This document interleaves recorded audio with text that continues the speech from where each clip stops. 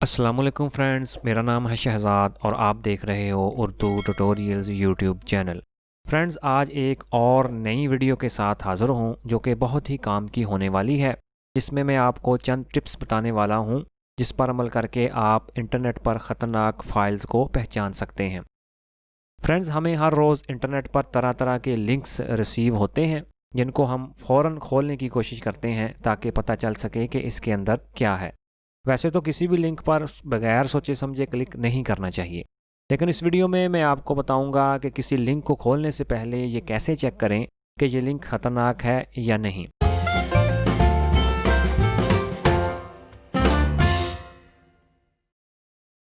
Friends, عام طور پر جن فائلوں کو خطرناک سمجھا جاتا ہے اس میں .exe، مائکروز، .com ایکسٹینشن والی فائلیں شامل ہیں۔ حالانکہ ایسی فائلوں میں زیادہ تر وائرس نہیں ہوتا، لیکن جب آپ ای میل کے ذریعے ایسی فائلیں ڈاؤن لوڈ کرتے ہیں تو آپ کو انہیں اس وقت تک نہیں کھولنا چاہیے جب تک آپ کو ذریعہ پر فل اعتماد نہ ہو۔ دوستو، اب میں آپ کو کچھ ایسی فائلز کی ایکسٹینشنز بتانے والا ہوں جن کو ہیکنگ کے لیے استعمال کیا جاتا ہے، اور اگر کسی لنک وغیرہ میں آپ کو ایسی ایکسٹینشنز نظر آئیں تو انہیں بالکل کھولنے کی کوشش نہ کریں، نہیں تو آپ ہیکرز کے نشانے پر آ جائیں گے۔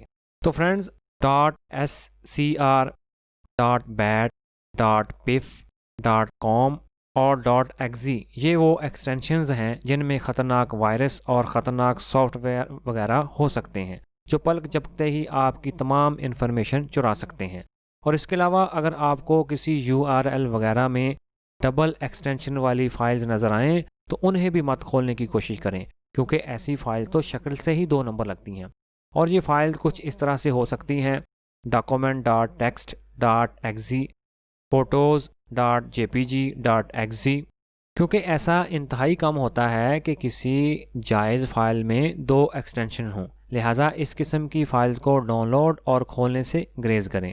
دوستو، کچھ ایسی فائلیں ہیں جن کو ڈاؤن لوڈ کرنا خطرناک نہیں ہے، جس میں .png، .gif، .jpg اور .text وغیرہ شامل ہیں، لیکن اس کے لیے بھی آپ کو معلوم ذرائع سے محتاط رہنا چاہیے۔